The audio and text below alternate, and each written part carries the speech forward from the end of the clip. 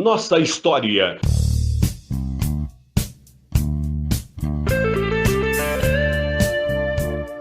Olá, bom dia!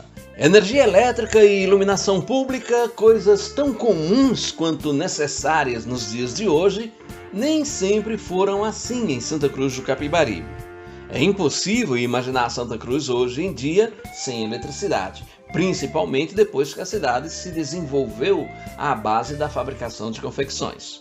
Mas houve um tempo, sim, que a energia elétrica era muito diferente do que é atualmente.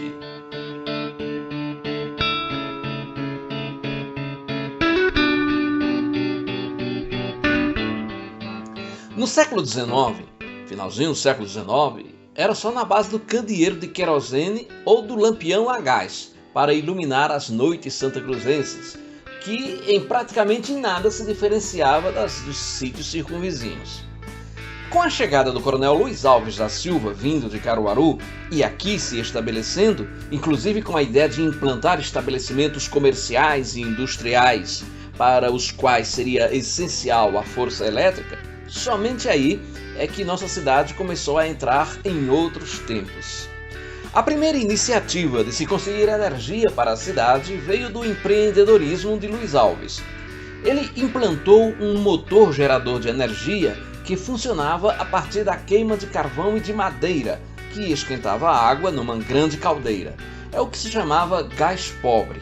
A água fervia, virava vapor, que acionava uma grande roda ligada a um gerador por uma correia grande. No gerador, uma polia recebia a correia, fazendo girar e produzir energia de 110 volts. O motor de luz do coronel ficava atrás de sua empresa, na margem do rio Capibaribe, onde mais tarde funcionou o armazém de Pedro Neves. A entrada era pelo beco de Pedro Moura.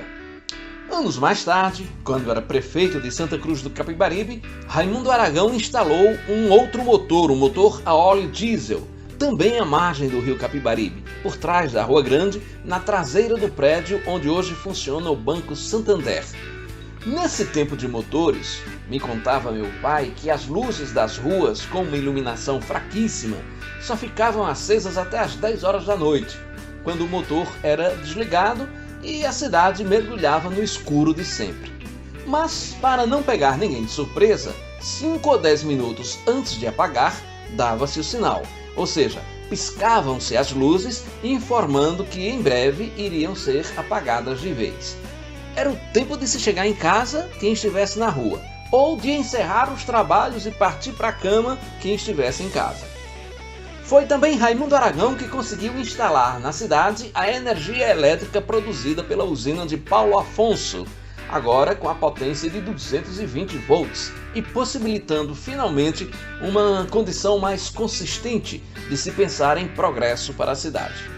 Eu me lembro que, quando criança, lá pelos anos 70, recebíamos as faturas de energia elétrica que eram, pasmem vocês, escritas à mão e com carbono. O funcionário da companhia de eletricidade ia de casa em casa, fazia a leitura do contador, calculava os quilowatts consumidos, encontrava o valor a ser pago e preenchia tudo numa espécie de talão de notas, em 2 vias. Uma era entregue na casa para o pagamento e a outra ficava no talão para a conferência.